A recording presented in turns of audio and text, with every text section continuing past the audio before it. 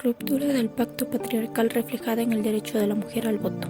Pateman aporta claridad acerca de cuáles han sido las principales falencias dentro del desarrollo de la teoría política, cuando se la concibe desde la perspectiva contractualista, es decir, cuando se toma como punto de partida la existencia del contrato como elemento fundamental de la política democrática.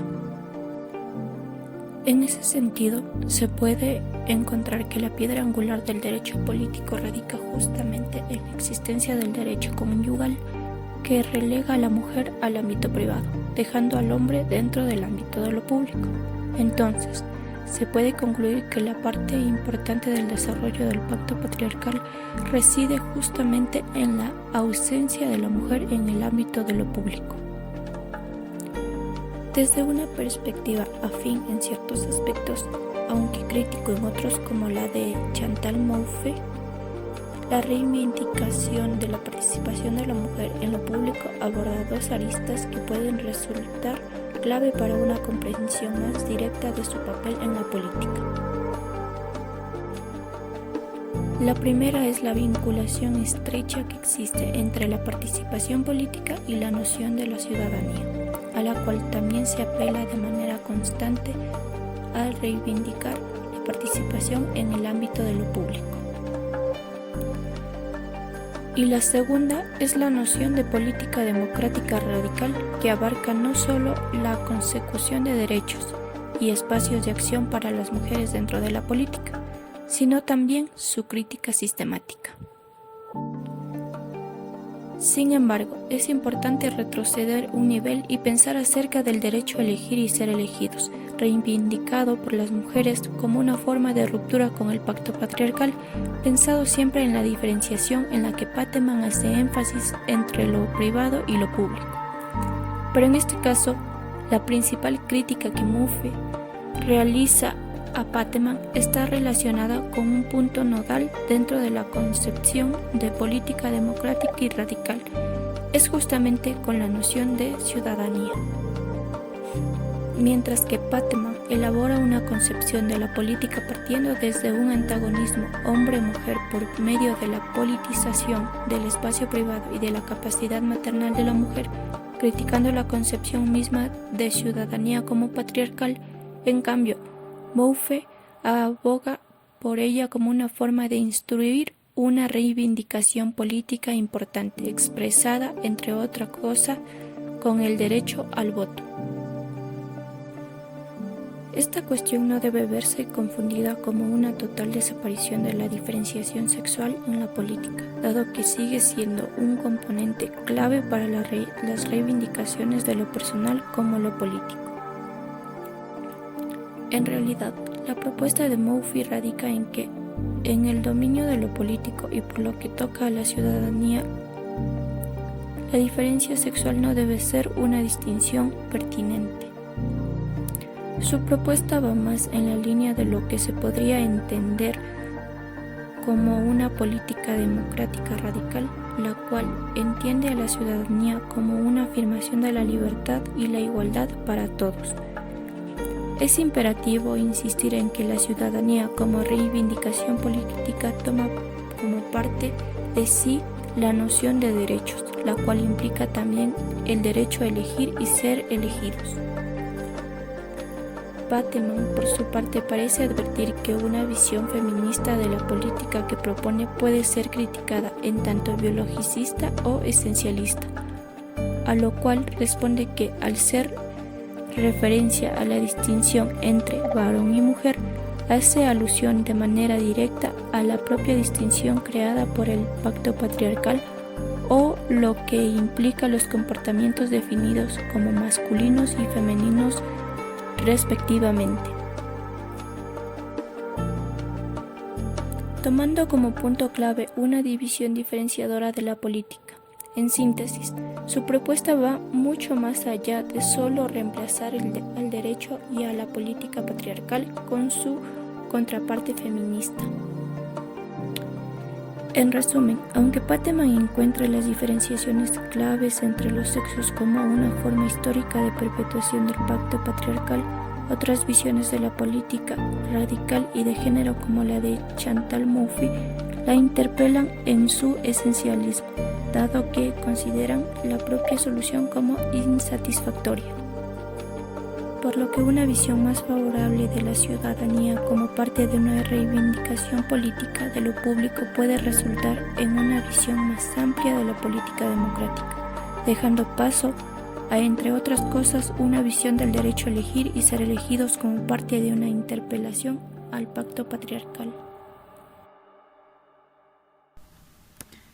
Partiendo de la lógica del contrato originario patriarcal, nos adentramos a la lucha que las mujeres han librado desde los tiempos de los teóricos del contrato social sexual. Las ideas de derecho para la mujer comienzan a ver la luz a partir de la Revolución Francesa. Sin embargo, los verdaderos logros que éstas consiguieran en materia de derecho político se darían más de 100 años después. En el contexto del mundo occidental capitalista, las mujeres pudieron acceder al derecho político de votar a fines del siglo XIX y principios del siglo XX, tras décadas sin acceder a este privilegio masculino. Grupos pro voto femenino lograron abrir este espacio, argumentando que, si las mujeres eran parte sustancial de la economía, deberían tener los mismos derechos que sus congéneres hombres. En décadas posteriores, las mujeres dilataron en mayor medida el espacio político patriarcal y pudieron aspirar a ocupar un cargo en esta rama. Aún así, y como veremos más adelante, muchas de las representantes del género femenino que llegaron a ocupar cargos de esta índole no desafiaron la lógica patriarcal capitalista.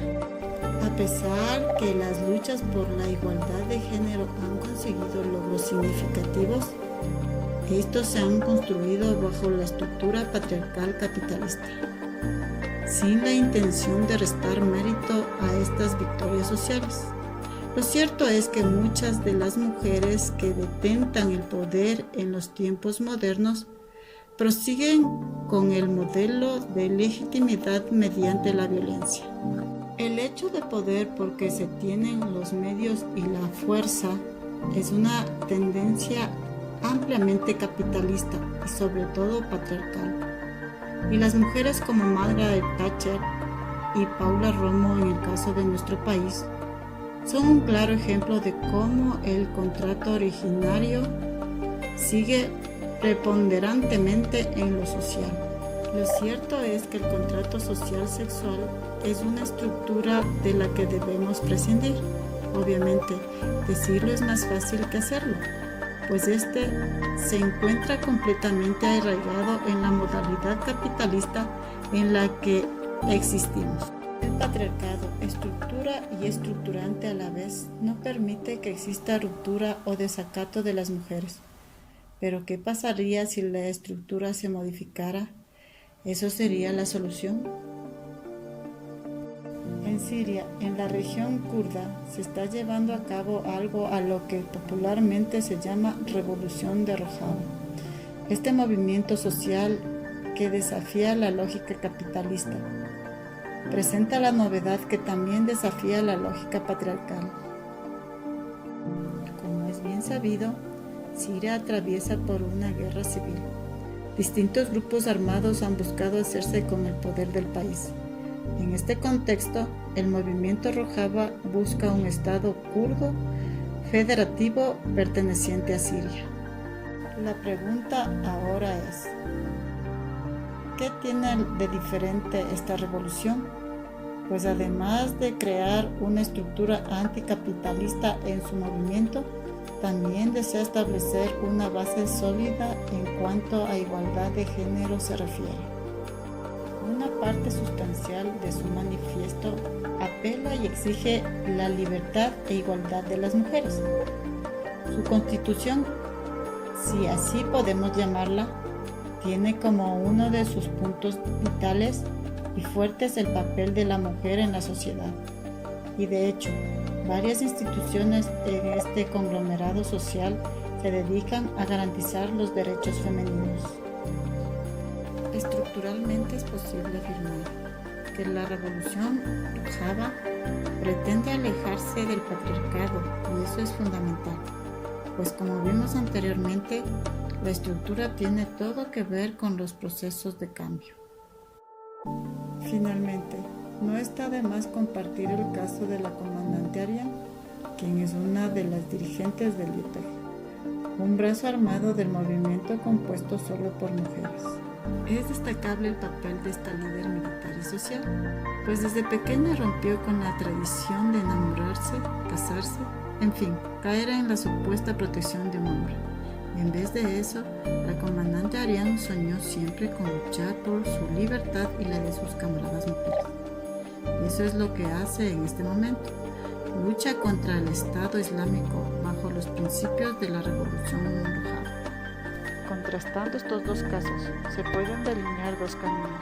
Por un lado, podemos observar cómo las mujeres llegan a ejercer liderazgo bajo la lógica del patriarcado capitalista, y por el otro, contemplamos cómo los cambios sociales estructurales hacen que las mujeres lleguen a ejercer liderazgo diferentes, tanto en estructura como en esencia.